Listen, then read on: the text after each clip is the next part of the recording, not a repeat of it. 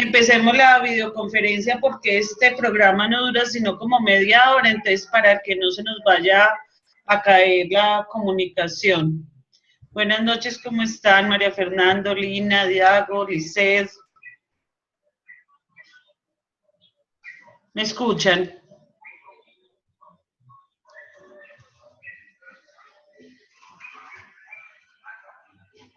¿Todos están viendo el Partido Nacional? No, pues y el de Medellín. Por este lado está como que el de Medellín. Bueno.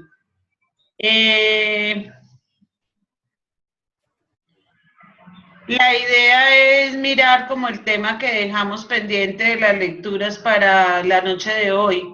¿Qué comentarios tienen sobre las lecturas o qué dudas?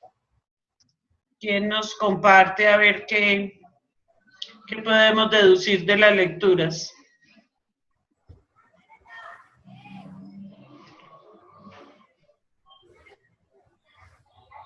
¿Sobre qué eran?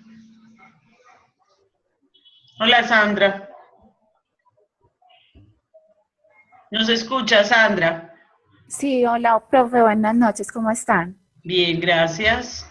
Estábamos preguntando qué comentarios tenían sobre las lecturas que debieron haber realizado para la videoconferencia. Profe, me parecieron muy interesantes porque estábamos, pues, la videoconferencia que se trata, pues, de la comunicación persuasiva, es un tema que inclusive está como en este momento muy de moda en el ámbito mundial. Empezando porque en los comerciales, en la publicidad, se maneja demasiado ese concepto de la comunicación persuasiva, que es cuando mediante emociones y mediante, sí, como transmitir ese tipo de sensaciones, hacen como un factor diferenciador con la competencia. En este caso sería, por ejemplo, Coca-Cola, que se distingue mucho por esa publicidad tan especial. De igual manera, cuando estaba leyendo el documento me acordé de algo que pasó acá hace poquito, pues, en el país, que fue lo del referendo. En la comunicación persuasiva decía que puede ser una comunicación que sea a través de las emociones. Y entonces se hablaba mucho que en el plebiscito se estaba motivando a la gente a que votara más por una emoción que por una razón o una idea.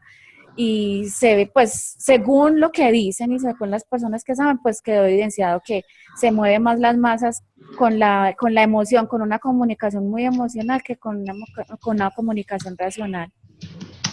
Sobre todo que es según la emoción con la que usted vaya a vivir el momento que puede producir un efecto positivo o negativo sobre alguna situación. Mire que, por ejemplo, lo que usted decía ahora de Coca-Cola, toda la publicidad de Coca-Cola nos lleva a pensar en algo tierno y en algo que de verdad nos guste como tal, ir y consumir ese producto. ¿Han visto la última publicidad que es la de diciembre? Sí, es que pues esa publicidad de Coca-Cola el mes de diciembre es demasiado especial. Ahorita en este mes de diciembre sacaron una nueva, mire que la persona que deja la Coca-Cola ni siquiera se deja ver, pero le deja un detalle y la persona siempre sonríe con ese producto, ¿sí? En cambio, Sí. el ejemplo que tú hacías sobre el referendo, mira que, o sea, hubo una publicidad de tal manera que absorbió más el no que el sí. Sí. En el sentido de que en este momento, hoy que firmaron nuevamente ese pacto y que lo van a llevar al Congreso, mucha gente no está de acuerdo con eso. ¿Por qué? Porque siempre nos han metido publicidad negativa sobre algo que ha sucedido en el país. Y otra cosa, no solamente nos han metido publicidad negativa, sino que nunca nos han contado qué nos ha ayudado el ELN o algún grupo subversivo, sino que siempre nos cuentan lo malo que nos ha dejado al país. Entonces, ojo, nunca vamos a manejar eso objetivamente. Siempre Ahí sería como el sesgo, profe. Pues eso sería como lo que vimos en el encuentro 2, creo que estábamos hablando que en la toma de decisiones se veía mucho lo del sesgo. Exactamente. No hay información completa sobre las situaciones que tiene, no hay información completa. Fíjese que Sí. mucha gente opina sobre un tema determinado en alguna parte por lo que otros dicen, más no por la información que realmente esa persona va a la empresa o va al lugar adecuado para obtener información. Es muy importante tener información completa. Ah, bueno, sí, otra cosa que me parece interesante de lo que leímos en el artículo, pues en los documentos, era pues como los tipos de persuasión que habían. Sí. Y el tipo de canal y de que había pues como una estrategia que era la del miedo, que yo muy generalmente utilizo y digo que es la terapia de choque, y dicen que es una estrategia donde se le hace como que se le hace ver la realidad cruel a la persona o una realidad muy, muy fuerte para que tome una mejor decisión o le dé miedo. O, por ejemplo, se aplica mucho en las campañas con el tabaquismo, se aplica mucho con las campañas para que no manejen embriagados, entonces muestran imágenes fuertes y eso es como una estrategia de la comunicación persuasiva, pues uno como un estilo. Otra cosa de la comunicación persuasiva, aunque no lo veamos así, es todo lo que tiene que ver con la retroalimentación. Fíjese que nunca en la vida en las empresas nos han enseñado a sentarnos con nuestro jefe inmediato sin tener miedo de qué nos dirá. ¿Sí? Afortunado o desafortunadamente, esos impactos de choque producen en el personal que tomen una decisión, pero no siempre es la más adecuada. O de pronto sí está tomando la más adecuada, pero no está consciente de ella, porque lo está moviendo, es una situación de miedo. No debería de ser así. Deberíamos de tenernos todos más confianza en nuestro trabajo para no llegar a esos impactos de choque, porque lo primero que nos hace una retroalimentación o un feedback con nuestros jefes es que ellos siempre nos van a sentar y nos van a decir lo malo, primero. ¿Sí? Y otra cosa, la legislación colombiana y en muchos países también, decir las cosas buenas que tú haces al tomar una decisión o al entrar a una situación laboral, lo bueno no se traduce en felicitación normalmente, porque supuestamente es un requisito para tú mantenerte en tu puesto de trabajo y no debería de ser así. Debería haber antes la posibilidad de premiar lo bueno y de esa manera poder decir de una manera, no digo que tiene que ser pues suavecito, ni tapando lo que está sucediendo malo, no, pero los errores serían mucho más fáciles de afrontar si el 70 o 80% de las cosas buenas no las vieran primero. Sí, profe. Lina, María Fernanda, ¿qué opinan? ¿Qué más tienen que decir sobre los documentos?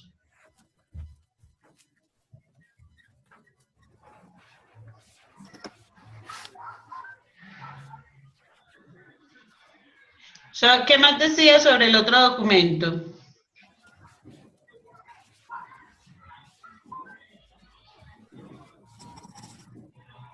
Uno era sobre la comunicación asertiva y el otro. Era el de la comunicación persuasiva. Era el de la comunicación persuasiva y el otro. Eso. Era de, pues, como las estrategias y lo que componía, pues, como el concepto general de la comunicación persuasiva. Como Bueno. las etapas, los elementos que tenía. ¿Y qué estrategias podemos llevar a cabo nosotros en nuestros lugares de trabajo para conseguir esta comunicación? Bueno, a mí me llamó mucho la atención que una parte, pues, lo que hablamos ahorita de las terapias de choque, pues, o de los miedos, que uno conseguir una persuasión, pues, como ideal, no debe ser ni muy alto el nivel del miedo, ni muy bajo el nivel de miedo, porque entonces, si es muy alto, entonces la gente pues puede tomar o puede tomar una opinión como muy sesgada o errónea. Y si de pronto la persona no se siente intimidada, por ejemplo, porque no le da miedo lo que le están diciendo, pues igual no se va a lograr el objetivo, que es persuadir a la persona con lo que nosotros queremos transmitirle. En el documento también vi que a la comunicación había, o sea, que había como 5 maneras de transmitir el mensaje, que era la manera como uno lo decía, la otra como se veía, la otra como el receptor lo entendía, y la otra como lo percibía, era como 5. Entonces, sí. entonces hablaba que la comunicación persuasiva es como esa capacidad que uno tiene de poder influir y poder transformar una información que uno quiere a un grupo o a unas personas. Mire que hay cosas que hay que decir y que son malas, pero si usted aprende a comunicarlas, los demás no la van a ver malas, ¿sí? Cuando usted está rodeado de gente negativa, usted se vuelve negativo. Fíjese y verá que eso como que atrae los problemas, atrae que nada le salga bien, atrae que usted no se sienta con capacidades. Entonces, ojo, ¿qué tiene que hacer la persona para poder transmitir ese mensaje o esa comunicación de esa manera positiva? Tiene que hacer de ese problema una oportunidad, de esa dificultad no verla como una debilidad, sino mirar qué podemos hacer para poder salir de ahí y volver eso en una fortaleza o en una oportunidad para la empresa o para la vida de cualquier persona. Profe, también hablaban como de los elementos como indispensables para poder ser persuasivo. Entonces decían que uno era la ética, el otro era como la autoridad, el primero no me acuerdo bien cuál era, pero pues que habían como ciertos factores que podían producir una persuasión en las personas. Por ejemplo, que con el ejemplo, con la ética que la persona demostrara, o también con la experiencia que tuviera en el tema. Entonces eso también me pareció muy interesante. Sí, sobre todo que mira, otra cosa que hay que hacer como líderes de empresas y como una manera de tomar decisiones adecuadas es poderle dar al colaborador la oportunidad de tomar las decisiones con nosotros. Al hacerlo parte de esas actividades y de hacerlo partícipe de que lo que sucede dentro de la organización también hace parte de su vida, permite que esa comunicación se dé hacia ambos lados. Porque tú que sacas siendo una persona persuasiva de jefe a empleado o a colaborador, si de allá para acá no existe compromiso o no existe la posibilidad de que confíen en usted como jefe, todo se daña. Entonces esa comunicación nunca va a ser efectiva.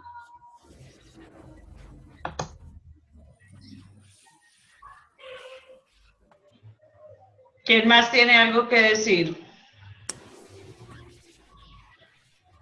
Profe, muchas veces esta comunicación influye demasiado a la hora de tomar una decisión y muchas veces los altos mandos, o sea, se aprovechan de esto, de no dan la información tal y como es y uno se queda que porque son los jefes, abusan de esto. O y sea, la comunicación exacto, y la comunicación muchas veces en las empresas se vuelve, como dice, de pasillo, que solo se queda ahí y a la hora de la hora no dicen la verdad como son, sino que se vuelve un chismoseo. Eso es lo que nosotros tenemos que tratar como parte de la administración de la empresa, que esa comunicación no se vuelva chisme de corrillo de pasillo, sino que esa comunicación llegue a las personas adecuadas y de la mejor manera para poder tomar decisiones. En eso sí está, pues si eso sucede normalmente, En eso sí están fallando las empresas y los líderes, porque acuérdense que nosotros somos los líderes de nuestro cargo, pero de nosotros, o sea, de nosotros depende gente y hay gente que depende de otra hasta llegar al gerente o al coordinador general de la oficina o de la empresa como tal. Entonces, ese tipo de liderazgo debe de ser muy profesional. Y fuera de eso, la persona que tiene altos mandos tiene que estar siempre pendiente de que estas situaciones no trasciendan dentro de la empresa, porque si no la toma de decisiones nunca va a poder ser la adecuada. ¿Qué opinan? Profe, lo que pasa es que lo que decía la compañera sí es verdad, pero también muchas empresas sí tienen todos los mecanismos, sí tienen todas las herramientas, los medios para poder tener un buen canal de comunicación, sino que muchas veces no los utilizamos de la mejor manera. Entonces, es como más crear como la cultura de que para qué sirve cada canal de comunicación y qué es lo que se quiere transmitir a través del mismo. Cuando nosotros estamos en una empresa es muy importante que si tenemos la oportunidad en nuestro espacio o departamento con nuestro jefe inmediato o que nuestros colaboradores realicemos capacitaciones, y las capacitaciones no tienen que ser siempre de los temas de la empresa como tal, de que esto se hace de esta manera, de esto se hace de otro, o sea, operativa. No, también hay que hacerla en asuntos como, por ejemplo, estos temas. ¿Por qué? Porque la gente aprende a comunicarse adecuadamente, la gente aprende a saber qué es importante de la información y a quién se la tiene que transmitir. Entonces, ojo, son capacitaciones que no vas a perder el tiempo y que va a proporcionar mayor conocimiento y mayor apropiación de las cosas a los colaboradores que tenemos a nuestro cargo. Claro, y yo digo que muchas veces, profe, también hay muchos empleados que les da temor de que vieron alguna cosa, algún problema y dicen, bueno, si yo cuento cómo pasaron en realidad las cosas, ¿qué me puede pasar a mí? ¿Me pueden echar o una cosa? Entonces hay muchas veces las personas se guardan y prefieren callar que comunicar lo que vieron. Ese es un problema grave y es un problema que hay que empezar a atacar desde el principio cuando se llega a una organización o cuando se toma altos cargos dentro de ella y en donde tenemos personas que tenemos que liderar nosotros. Entonces, son cosas que nosotros tenemos que cambiar, esas concepciones de las personas. Sobre todo la gente antigua en las empresas tienen esos problemas. Primero, porque les encanta seguir haciendo las cosas como venían haciéndolas hace 10, 15 años. Segundo, porque según ellos no van a cambiar. Si las cosas se hacían así hace 15 años, ellos siguen haciéndolas igual. Y tercero, porque creen que si se dejan mandar en algunos sentidos por otra persona, entonces es que ya van a acabar con su paz, con su tranquilidad, ¿sí? Pero, ¿cómo se aprende a que esas personas confíen en nosotros? Con el ejemplo. Nosotros tenemos que apropiarnos con el ejemplo de la posibilidad que tenemos de hacer un grupo de trabajo efectivo y en donde la comunicación de verdad sea persuasiva, pero de manera positiva. Nosotros tenemos que sentarnos, sí, tenemos que tener paciencia y hacernos los locos de que, pues, cuando algo no nos parezca, no nos podemos ni poner bravos ni nada. Tenemos que actuar como si lo que dijo esa persona que no quiere cambiar no nos importara, pero haciéndole también claridad de que es muy importante que aprenda a cambiar. No hacerlo con todo el grupo de trabajo, con ellos todos encima y decirle cosas, no, pero luego llamarlo aparte y decirle, mire, usted es muy importante para la empresa, usted lleva muchos años, usted conoce mucho, usted tiene muy buena información, usted me puede colaborar así, así, así, e irle siguiendo una ruta en donde él empiece a confiar. No es que lo estés utilizando, no, es que le estás dando la prioridad que tiene por el conocimiento que pudo haber adquirido dentro de la empresa con tantos años, pero llevar ese conocimiento a que las cosas que él haga sean productivas, no ir a pararse en los corrillos a llevar y traer chismes simplemente, ¿sí? Hacerlo parte de ese equipo como alguien muy importante, pero que tenga una ruta por donde caminar. Bueno, profe, eso era lo que yo decía ahora, que habían como varias maneras de persuadir. Una de ellas era pues por el cargo que uno tenga, por la jerarquía, o porque uno, como usted decía, que con el ejemplo también demuestra su experiencia o transmite confianza. Ese es como el otro término, que si uno quiere, por ejemplo, orientar un equipo de trabajo, uno debe ser coherente pues con lo que piensa, con lo que dice, con lo que hace, para que eso genere confianza en el equipo y uno pueda tener credibilidad, que eso es lo que finalmente se busca con una comunicación persuasiva. Sí, señora. Quedó claro para todos cómo lograr esa comunicación persuasiva en las empresas y en su vida diaria, porque usted tiene que tomar decisiones en cualquier momento y en cualquier espacio de su vida. Hasta para saber si se va a ir para el trabajo o a la esquina a pie o en bus o en carro, tiene que tomar la decisión acertada. Puede que se equivoque, pero pues si usted se equivoca se va a demorar más para llegar al final de lo que pretende lograr. Entonces hay que bregar a uno no equivocarse tanto. ¿Entendido el tema, muchachas? Chicas. Ah, bueno, caballero, no sé dónde anda, pero ahí está el caballero. Ya no lo vi lo frente acá.